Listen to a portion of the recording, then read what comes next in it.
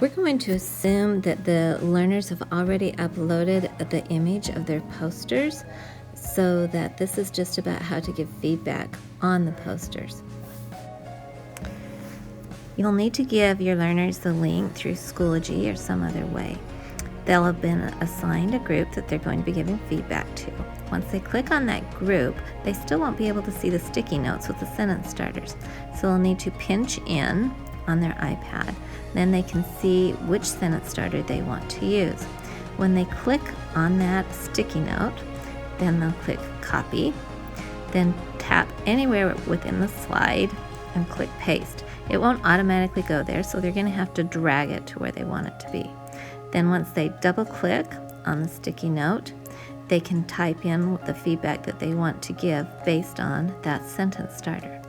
When they're done with that feedback, if they want to give more feedback, they can go out, tap on another sticky note, and start the process over.